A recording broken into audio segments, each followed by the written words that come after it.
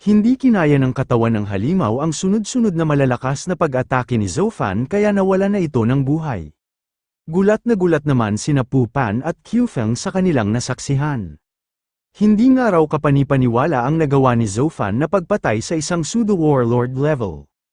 Nagsitakbuhan ang mga halimaw na frenzied snow mastiff noong makita ng mga ito na patay na ang pinakapinuno ng kanilang grupo. Nagulat din si Zofan na sa lakas niya nga raw ngayon ay kaya na pala niyang pumatay ng isang pseudo-warlord level monster ng mag-isa lang. Mas malakas na nga raw siya kaysa sa mga average Starfall warrior nang dahil sa pagkakaroon niya ng perfection level skill na Willow Blossom Flash, familiar level skill na Shadow Flash Blade at high quality weapon na Bone Piercer. Hindi na nga rin daw siya masyadong nahirapan sa nakalaban niyang pseudo-warlord level monster. Natuwa si Zofan dahil may nakumpirma nga raw siya sa naging laban niya ngayon. Wala na nga raw ibang Starfall warrior ang makakahigit pa sa taglay niyang lakas. Nagulat naman si Zofan noong bigla na lang tumalon si Pu Pan sa kanyang likuran. Tuwang-tuwa si Pu Pan dahil napakagaling nga raw ni Zofan, maging ang isang pseudo-warlord monster ay kaya na rin daw nitong patayin. Sinabihan ni Zofan si Pu Pan na umalis daw ito sa kanyang likuran. Tinanong niya si Pu Pan kung hindi ba raw nito alam kung gaano siya kabigat, halos mababali na nga raw ang likod niya sa ginawa nitong pagsampa. Tumawa lang si Pu Pan at biniro si Zofan na hindi pa rin daw siya bababa. Habang nagbibiruan pa ang magkaibigan ay nagpasalamat naman si Qiu Feng kay Zofan. Kung hindi nga raw nang dahil sa tulong nito ay baka namatay na silang lahat doon. Sinabi rin ni Qiu Feng na hindi niya nga raw akalain na ganoon pala kalakas si Zofan. Mukhang umpisa pa nga lang daw ay itinago na nito ang totoo nitong lakas. Malamang nga raw ay mas malakas pa si Zofan sa kanilang captain nung hindi pa ito umaangat ng rank. Hindi naman malaman ni Zofan kung ano ang sasabihin niya kay Uncle Feng. Naisip ni Zofan na hindi pa naman daw siya ganoong kalakas noong sumali siya sa Sword Hunt team. Lumakas nga lang daw siya dahil sa mga nakolekta niyang stat points sa mga napatay niyang halimaw nitong mga nagdaang araw. Sinabihan ni Qiu Feng si Zofan na hindi na raw nito kailangang magpaliwanag. Naiintindihan niya raw kung bakit ito ginawa ni Zofan. Malamang daw na ang kanilang president na si Pu Hao ang nag-utos dito na itago nito ang totoo nitong lakas para mapigilan nito ang mga masasamang pinaplano ng Li family. Nakumbinsi naman si Pu Pan sa narinig niya mula sa kanyang Uncle Feng. Noong una ay nagtataka nga rin daw siya kung bakit pinasali silang dalawa ni Zofan ng kanyang ama sa isang pseudo-warlord level team. Pinlano na raw pala ng kanyang ama ang lahat dahil alam nito ang totoong lakas ni Zofan. Humanga si Pu Pan sa kanyang ama dahil inasahan na nga raw nito ang pagsabutahe na gagawin sa kanila ng mga taga-Li family. Natuwa si Qiu Feng noong sabihin ni Zofan na nabisto nga raw siya ng mga ito. Sinakyan na lang ni Zofan ang iniisip ng mga ito upang hindi na niya kailangang magpaliwanag kung bakit ganoon na siya ngayon kalakas. Napapaisip rin siya kung ano ang tinutukoy ni Qiu Feng sa sinabi nito na masamang binabalak ng Li family. Nagsalita si Qiu Feng at sinabi na oras ng araw para trabahuhin nila ang nakabagsak na malaking halimaw. Bawat parte nga raw ng isang pseudo-warlord level monster ay maituturing na isang kayamanan. Naisip ni Zofan ang malaking halaga ng pera na maaari nilang kitain kapag nabenta na nila ang mga materyales na kanilang makukuha sa halimaw. Napapaisip naman si Pu Pan kung gaano raw kaya kasarap ang karne ng isang pseudo-warlord level monster. Nagtulong-tulong ang tatlo upang mabilis nilang makuha ang mga maibibentang bahagi ng patay na halimaw. Sinabi ni Qiu Feng na ang matangaraw ng isang mutated frenzied snow mastiff ang pinakaimportanteng materyales na makukuha dito. Ang isang araw mata ay maaaring maibenta ng ilang milyon. Kapag dalawa o magkaparehas naman daw na mata ang nakuha nila ay maaari itong maibenta ng hindi bababa sa 10 milyon. Halos mapasukan naman ng dugo si Zofan sa panghihinayang, kung hindi niya nga raw tinamaan ang isang mata ng mutated frenzied snow mastiff ay dapat mayroon na silang 10 milyon. Natuwa naman si Qiu Feng sa naging reaksyon ni Zofan. Talagang nag-iiba nga raw ang mood ni Zofan kapag pera na ang pinag-uusapan. Hindi pa ba raw sapat dito ang mga materyales na kanilang nakuha? Ang isang araw kumpletong balat ng halimaw ay maaaring ibenta ng aabot sa 10 milyon. Ang pinagsama-sama naman daw na kuko, pangil at mga buto ng halimaw ay maaari ring umabot ng 10 milyon. Habang tuwang-tuwa si Zofan sa pagkukwenta nito sa maaari niyang kitain ay may bigla namang napansin si Pupan. Tumakbo si Pupan sa mga nagkalat na bangkay ng mga normal na frenzied snow mastiff. Siya na nga raw ang bahalang kumuha ng mga materyales sa mga halimaw na ito. Dumaan ang ilang oras at natapos na rin sina Zofan sa pagkuha ng mga maibebenta nilang materyales. Sinabihan ni Pupan sina Zofan at Kyufeng kung manunood na lang ba raw ang mga ito at hindi tutulong. Hindi niya nga raw kayang buhati ng maayos ang mga nakuha niyang materyales. Biniro naman ni Zofan si Pupan na ito nga raw ang nagpresente na gumawa noon kaya wag nga raw sila nitong sisihin. Maging si Uncle Feng ay sumang-ayon din sa ginawang biro ni Zofan. Pagkalapit ni Pupan ay sinabi nito sa dalawa na hulaan daw ng mga ito kung ano ang kanyang nakita. Binuksan ni Pupan ang kamay nito at ipinagmalaki na nakakuha nga raw siya ng 2 D-rank monster core sa mga bangkay ng halimaw. Natuwa si Zofan dahil napakaswerte nga raw ng kanilang team. Kalimitan nga raw na nakakakuha lang ng 1 monster core sa kada 100 halimaw. Napakaswerte na raw nila dahil nakakuha sila ngayon ng 2. Tumawa si Pupan at sinabi na mayaman na nga raw sila ngayon. Ang 1 araw D-rank monster core ay maaaring ibenta ng hindi bababa ng 10 milyon. Kapag isinama pa nga raw ang lahat ng materyales na nakuha nila sa mga halimaw ay kikita na sila ng mahigit sa 100 milyon. Natuwa rin si Zofan dahil mas nalampasan pa nga raw nila ang target nilang halaga sa kanilang hunting expedition. Tumawa rin si Kyufeng dahil mukhang sinwerte pa rin daw sila sa ekspedisyon nilang ito. Tumingin si Kyufeng sa walang malay nilang captain. Hanggang ngayon nga raw ay hindi pa rin ito nagigising. Sinabi ni Kyufeng na magpahinga pa raw sila ng saglit at pagkatapos noon ay magsimula na silang bumalik sa Jinning City. Mapanganib nga raw kung mananatili pa sila sa loob ng Ghost Rain Mountain. Hindi raw nila alam kung ano pa ang maaaring mangyari sa kanila kapag nagtagal pa sila doon. Sinabi ni Pupan na kapag nagising na nga raw ang kanilang captain na si Xin Jian bilang isang ganap na warlord, ay hahanapin daw nila ang Li family upang managot ang mga ito sa ginawa ng mga ito sa kanila. Nagalit din si Zofan habang iniisip si Li Hangwu at ang buong angkan ng Li family. Gusto niya nga raw pagbayarin ng mga ito sa lahat ng ginawa ng mga itong masama. Sa ibang bahagi naman ng Ghost Rain Mountain ay abala ang mga tauhan ng angkan ng Li family sa ginagawa ng mga itong paghahanap. Sinabi ng isang lalaki na 2 araw na raw silang naghahanap pero hindi pa rin daw nila makita ang katawan ng mga miyembro ng Sword Hunt Team. Siguro nga raw ay nakain na ang mga ito ng mga halimaw. Sinabi naman ng isang lalaki na kung ganoon nga raw ay malalagot daw sila. Inutos pa naman daw sa kanila ng kanilang young master Hangwu na dapat ay madala nila sa kanya ang mga katawan ng mga miyembro ng Sword Hunt Team buhay man ang mga ito o patay. Napaisip si Ganchi kung talagang patay na ba raw ang mga dati niyang kagrupo.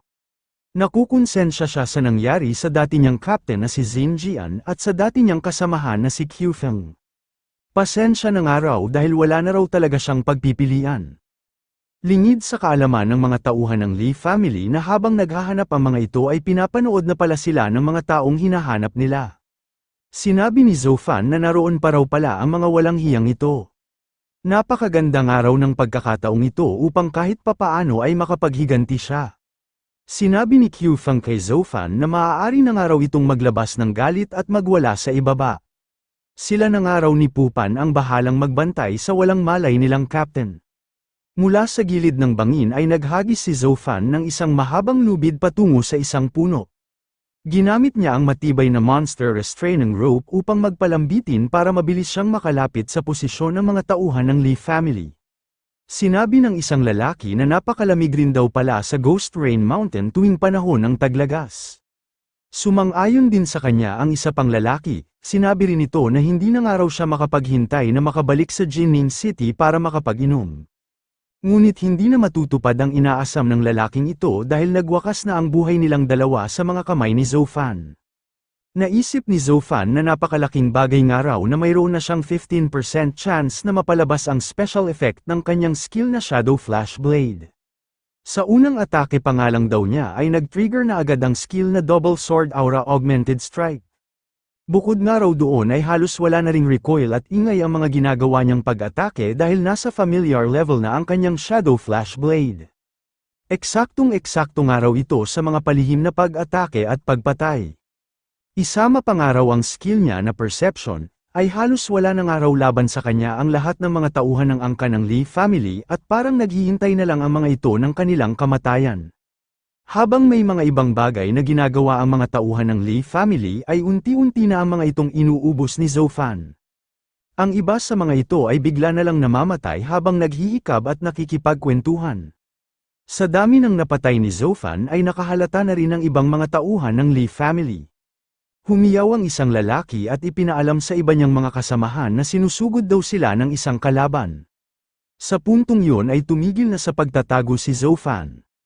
Umakyat ito sa isang puno upang mas lalo pa siyang makita ng mga nagkalat na tauhan ng Lee family.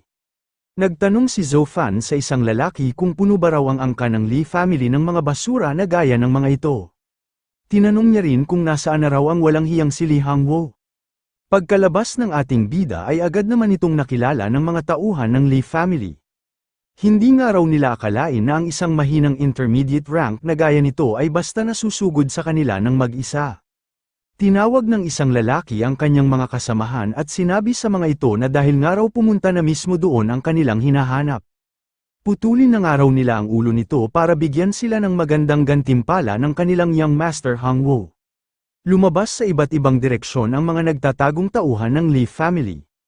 Lahat ng mga ito ay dala-dala ang kani-kanilang mga Starfall equipment. Kasama rin sa mga tauhan na naroon ang traidor na si Gan Chi. Naisip niya na parang may kakaiba raw kay Zhou Fan, parang ibang-iba na nga raw ang aura na inilalabas nito kaysa sa noong huli niya itong nakita. Ang Zhou Fan nga raw na nasa harapan nila ngayon ay naglalabas na ng aura na halos kasing lakas ng isang pseudo-warlord level monster. Habang papasugod ang mga tauhan ng Lee family ay iba naman ang nakikita ni Gan Chi mula kay Zhou Fan. Nakakita siya dito ng isang nakakatakot at nakakakilabot na aura ng isang pseudo-warlord. Pinagpawisan si Gan Chi dahil sa nararamdaman nitong kaba. Parang may mali nga raw doon, may kakaiba nga raw kay Zhou Fan na hindi niya maipaliwanag. Si Gan Chi ay ipinanganak na nagtataglay ng napakalakas na kutob o pakiramdam kaysa sa mga karaniwang tao. Ang talento niya ring ito ang dahilan kung bakit nakapasok siya sa Sword Hunt Team bilang isang scout. Humiyaw si Gan Chi at sinabihan ang kanyang mga kasamahan na wag daw ang mga itong sumugod. Isang araw mapanganib na tao ang kakaharapin ng mga ito. Ngunit bago pa man marinig ng mga kasamahan nito ang kanyang mga sinabi ay huli na ang lahat. Sa isang iglap lang ay halos sabay-sabay na nawala ng buhay ang mga tauhan ng Lee family. Pagkaubos ni Zhou Fan sa mga umatake sa kanya ay lumapit na ito sa traidor na si Gan Chi. Habang lumalapit si Zhou Fan ay sinabi nito kay Gan Chi na mukhang hindi raw nito inasahan na magkikita silang muli. Hindi na nagtagal pa si Gan Chi sa kanyang kinatatayuan, ang unang pumasok sa utak nito ay kailangan niya raw tumakbo at makalayo kay Zhou Fan. Ang hindi nito inasahan ay bukod sa mas malakas na ngayon si Zhou Fan ay mas mabilis na rin ito. Mabilis na sumulpot si Zhou Fan sa likuran ni Gan Chi. Doon ay nagtanong si Zhou Fan kung bakit ba raw nagmamadali ito sa pagtakbo. Ganoon ba raw talaga ang pagtrato nito sa mga dati nitong kakampi?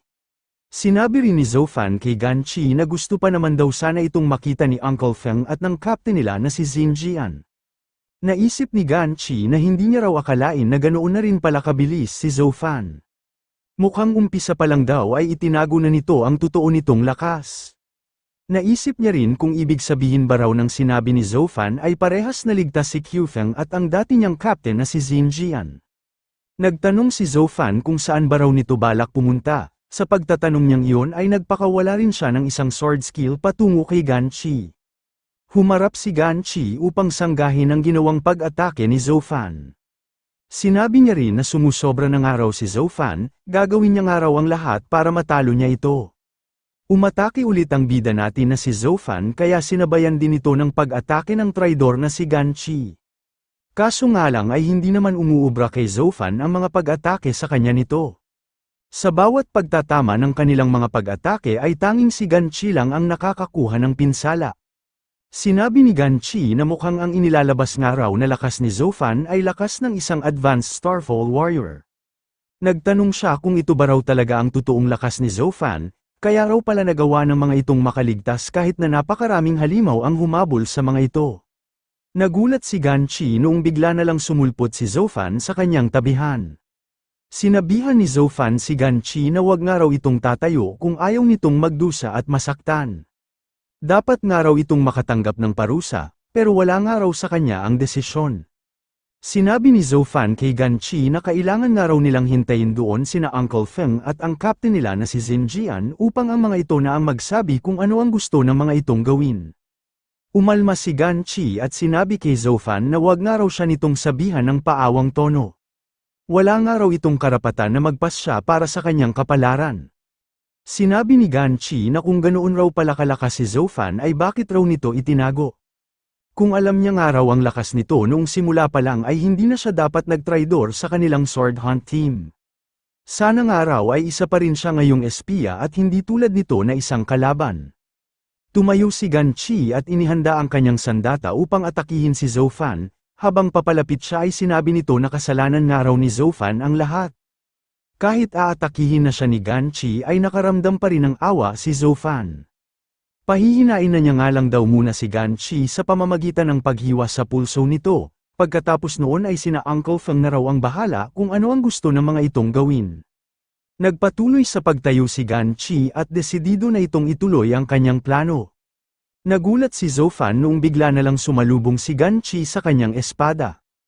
Hindi niya ito balak puruhan pero kusa na itong nagpasaksak sa kanya.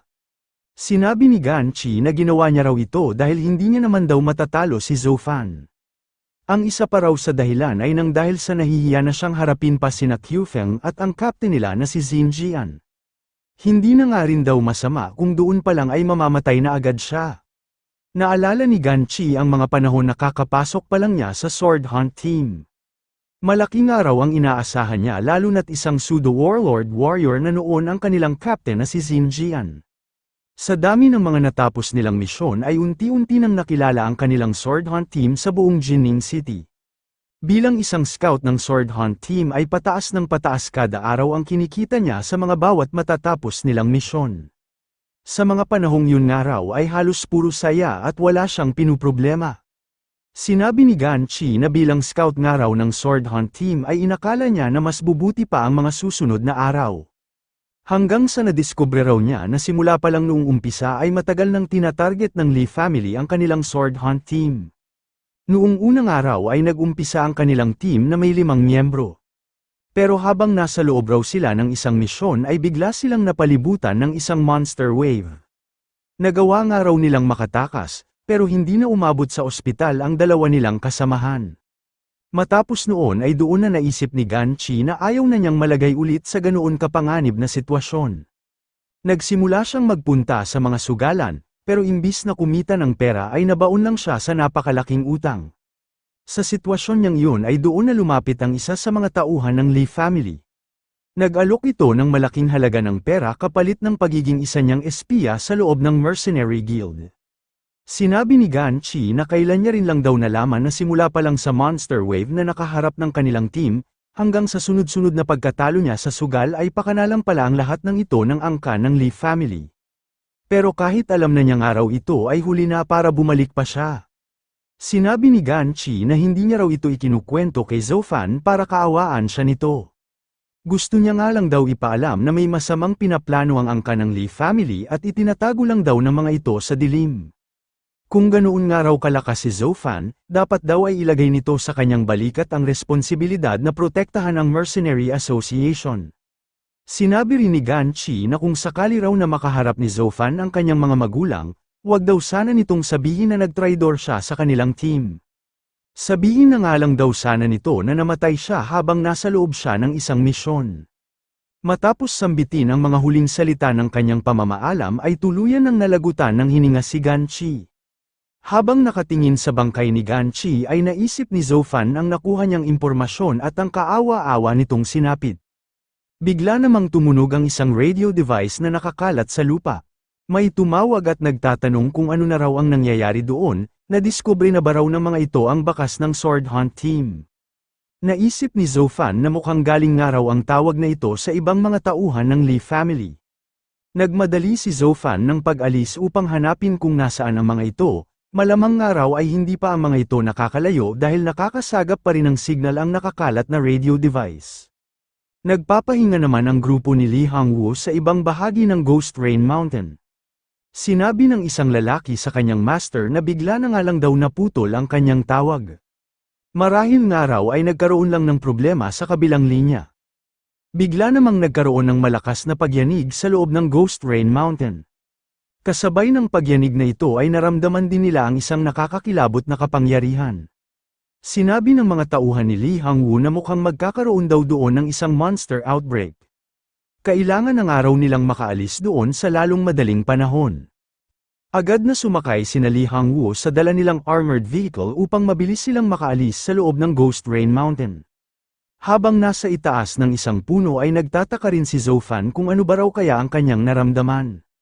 May nagwawala ba raw na isang malakas na halimaw o magkakaroon ba raw doon ng isang monster outbreak?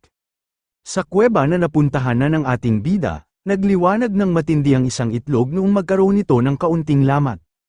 Ito pala ang itlog na tinutukoy ng Eagle Fox King na kailangan niyang bantayan kaya hindi pa siya makakalabas ng kuweba. Matapos mawala ang liwanag ay pinagpatuloy na ng Eagle Fox King ang pagbabantay sa mahiwagang itlog. Sa may kagubatan ay naisip ni Zofan na nagbalik ng araw sa normal ang lahat. Mukhang hindi raw pala ito senyales ng isang monster outbreak. Mabuti na nga lang daw at hindi nga ito ganoon, kung nagkataon daw ay baka malagay pa sila sa panganib lalo na't nasa loob pa rin sila ng Ghost Rain Mountain. Sinubukang sundan ni Zofan ang narinig niyang armored vehicle pero hindi na niya ito inabutan. Maswerte nga raw si Lee Hang-woo at nakatakas ito sa kanya sa pagkakataong ito. Naglakbay na si Zofan sa direksyon kung saan niya iniwan ang kanyang mga kagrupo. Kailangan niya nga raw ang mga itong balikan para makalabas na rin sila sa loob ng Ghost Rain Mountain.